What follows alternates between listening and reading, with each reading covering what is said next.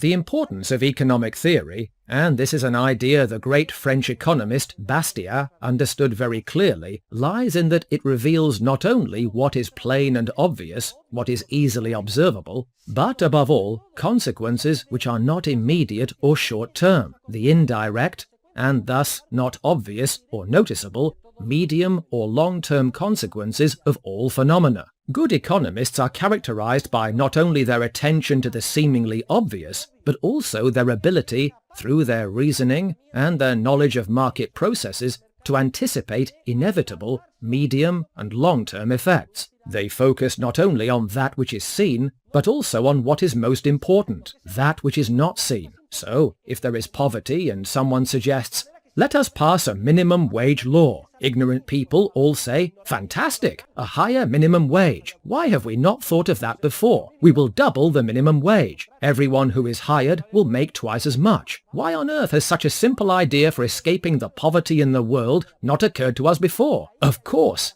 in India and China, where people are dying of hunger, only one thing is necessary: the establishment of a minimum wage for everyone. 3 times what people are earning now. That is the answer. Do-goodism, voluntarism. That is the solution to our problems. Nevertheless, this notion is utterly absurd. It rests solely on what is seen.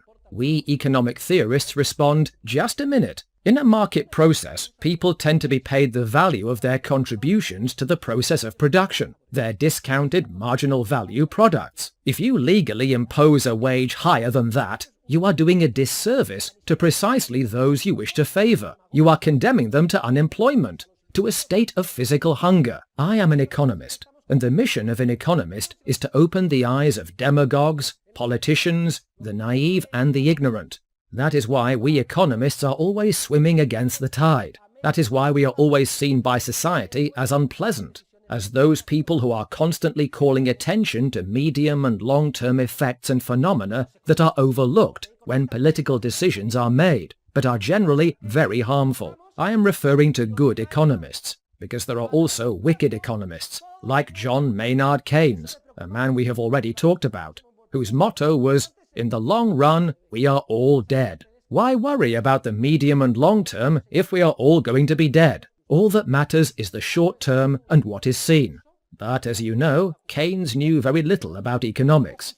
He studied it, and poorly, for only 6 months. He knew a lot less than you do. However, he palmed us off with a whole perverse book, The General Theory of Employment, Interest and Money, in which he justified all of the crackpot demagogic policies politicians had been insisting on pursuing. And for that reason, the book became fashionable. For the first time, someone who seemed respectable had given a veneer of scientific legitimacy to everything they had always wanted to do. But we talked about Keynes in another class, and we saw that his contributions lacked a scientific foundation, and he has done such serious harm to modern civilization that we have yet to fully recover. Thus it could be said that, in the sphere of economic science, Keynes is the devil incarnate. I have told you that a good economist must open people's eyes to the effects which remain hidden, and appear only in the medium and long term, following the period of adjustment. A pseudo-economist who says, "Never focus on secondary effects, which appear in the medium and long term. Focus solely on what is directly observable." That is not an economist. That is the evil one himself, an enemy of society and an enemy of civilization.